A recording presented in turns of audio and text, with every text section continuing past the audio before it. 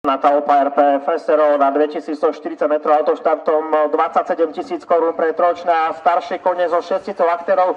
Trošku tam zaostala Constance Missy, ktorá mala problémy s akciou benchtartom. Naopak dopredu vypálila Appia de Etis, dvojnásobná víťazka v tejto sezóne. Za ňou potom bratia Vávrovci, vľavo Hra Fortuna a napravo Donato Power. Nasleduje na 4. pozícii Tam Oka, vedľa neho potom pri bariére vedľa nej Carlos Santana a pole uzatvára Constance Missy. Takáto je situácia pri vybiehaní na protiváhu stenu zhruba 1700 metrov pred cieľom. Je to Appia de Etis, reprezentantka stajne Skre s Jaroslavom Dobrovoľným. Na druhej pozícii už sa objavuje Donato Pavel, reprezentant stajne Viktoria so Zdeňkom Vávrom, ktorý nahradil v jeho súke Zdeňka Škobisa.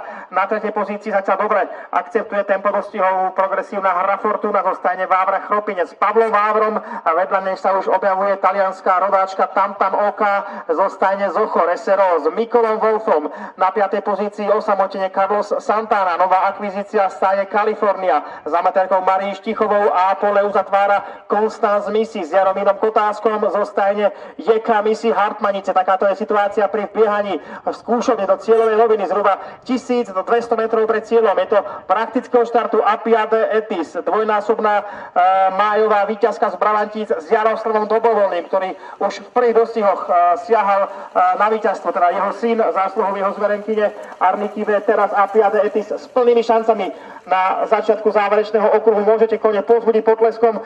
Na druhej pozícii favorizovaný Donato Power, na tretiu priečku sa už posúva zvonka Mikola Wolf v súke Tam Oka, na štvrtú priečku sa prepadá Hra Fortuna, vedľa nej sa už objavuje Constance Missy a prekvapivo nestíha Carlos Santana, ktorý sa pri posledných štartoch zlepšil.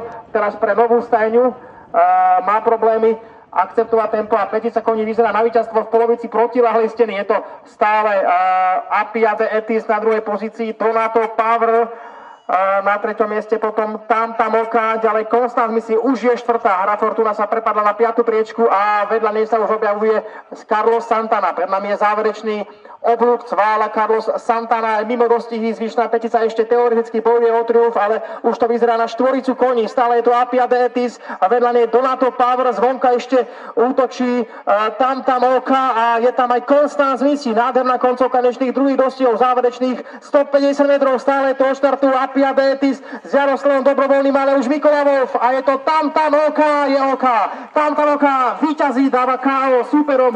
Druhý bude Donato Power, ďalej Appia de Etis, Constance Missy štvrtá, na tabuli Hra Fortuna a bez peňazí Carlos Santana.